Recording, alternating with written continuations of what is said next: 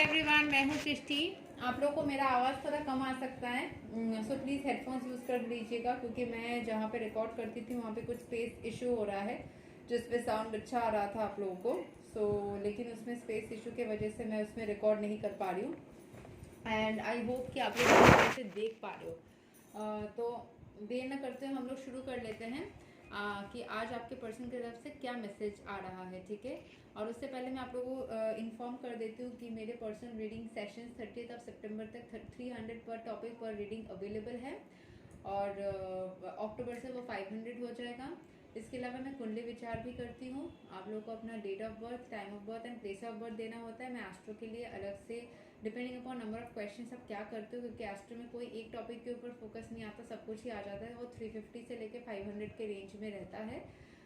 कितने क्वेश्चंस आप करते हो उसके ऊपर डिपेंड करके वो थोड़े अलग तरीके से मैं करती हूँ। एंड उसके अलावा मेरे हीलिंग सेशंस भी अवेलेबल है। टैरो रीडिंग सीखना है आपको तो उसका भी अवेलेबल है, ठीक है। So what ever you want you can connect with me. उसके इंक्वायरी करने के लिए my WhatsApp number which is 9038758500।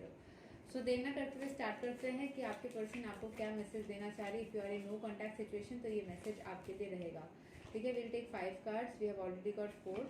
I take 1 more card, ये फ्लिप हो रहा है, ओके।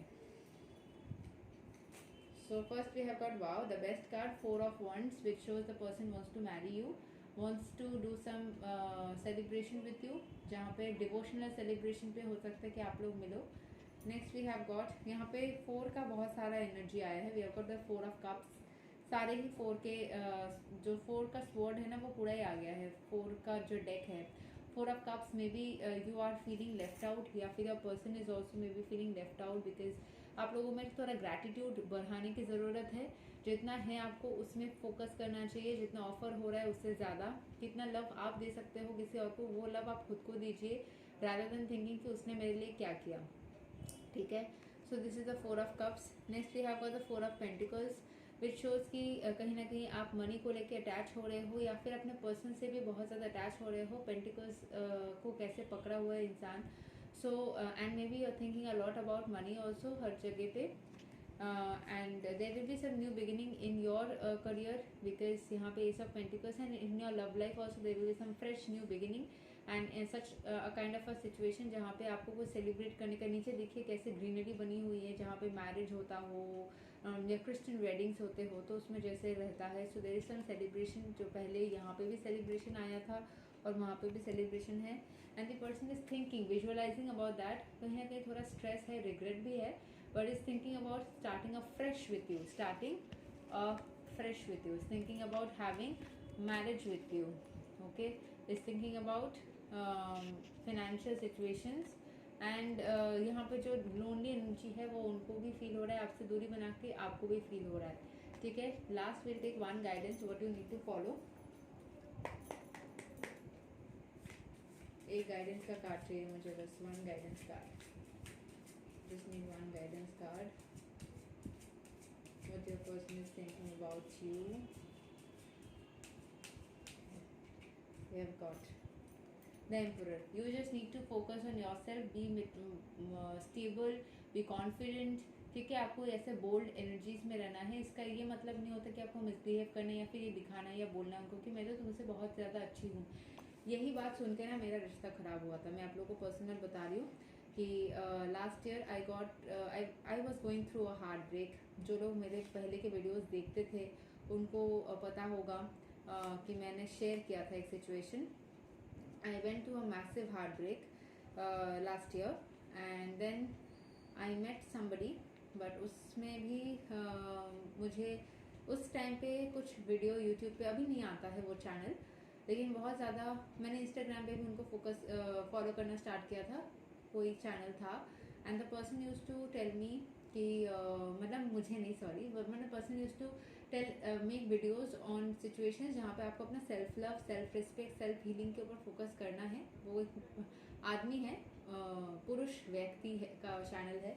सो वो ऐसा बोलते थे एंड कभी ऐसा बोलते थे कि अगर मैंने उनको कमेंट भी करके पूछा था एक वीडियो पे कि अगर पर्सन को मतलब कोई सिचुएशन देखे कि मुझे कैसे रिप्लाई करना चाहिए, तो उन्होंने बोला था बता दो, दिखा दो कि मैं ही बहुत कुछ हूँ, तुम कुछ नहीं हो। ऐसे वो वीडियोस बनाते थे। पता नहीं वो उनको खुद ही शायद सेल्फ हीलिंग की ज़रूरत है, फिर वो खुद ही ऐसे हार्ट ब्रोकन सिचुएशन के साथ गए थे कि वो ऐसा बोल रहे थे। एंड उस टाइम पे मैं पागल थी, बावली थी। मैंने उसी टाइप का कोई बात उस इंसान को बताया जिससे वो बहुत ऑफेंडेड हुए। वो तो नेचुरल सी बात है, उनको बहुत ही बुरा लगा।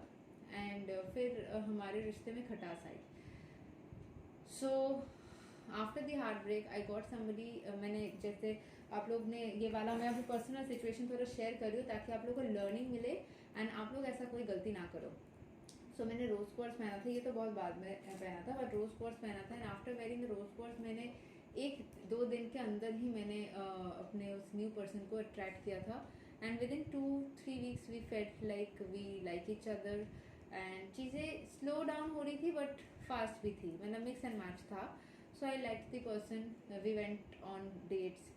एंड 1 महीना ऐसे होने के बाद वो सारे वीडियोज़ आए मेरे पास में और मैंने वैसा बात किया। मैं सिचुएशन को मैच्योरली जैसे मैं हैंडल करती हूँ मैं वो भी कर सकती थी, rather than just behaving like that. But मैंने वैसे बिहेवियर किया जिससे वो बहुत ही ज़्यादा ऑफेंडेड एंड डिसरेस्पेक्ट महसूस कर रहे थे, बिकॉज वो मुझसे उम्र में भी काफ़ी बड़े हैं। सो आई फेल्ट लाइक कि हाँ मैंने गलत किया और मैंने माफ़ी मांगी, तो वापस में उन्होंने मुझे माफ़ तो किया। बट एक होता है ना कि एक बार खटास आ जाती है, तो वो उस बात को पकड़ के बैठे थे बहुत दिन तक। और मुझे बहुत बार घुमा फिरा के जब भी उनको लगता था वो मुझे सुनाते थे। ठीक है, उसके पहले भी थोड़ा बहुत मतलब हुआ था बातचीत ऐसा, तो उतना रिएक्शन नहीं था। बट इसमें उनको बहुत ही बुरा लगा, तो वो सुनाते थे उस बात को लेके। एंड फिर हमारे बीच में कभी झगड़ा हुआ तो उस बात को पकड़ के वो लाते थे, हमेशा घुमा फिरा के। वो किसी इंसान का नेचर है, उससे मुझे कुछ बोलना नहीं है, बट वही बात को घुमा फिरा के वो लाते थे। एंड अल्टीमेटली एक नो कॉन्टैक्ट सिचुएशन मेरे लाइफ में भी क्रिएट हुआ। ऑन एंड ऑफ होता रहा।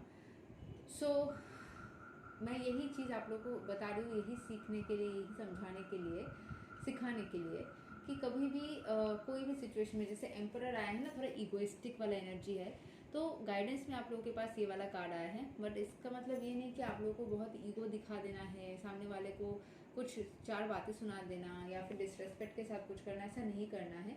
चाहे कुछ भी हो जाए सिचुएशन में, बोल्डनेस बना करके रखो, स्ट्रेंथ बना करके रखो, लेकिन सामने वाले को थोड़ा सा ना अच्छे तरीके से हैंडल करो।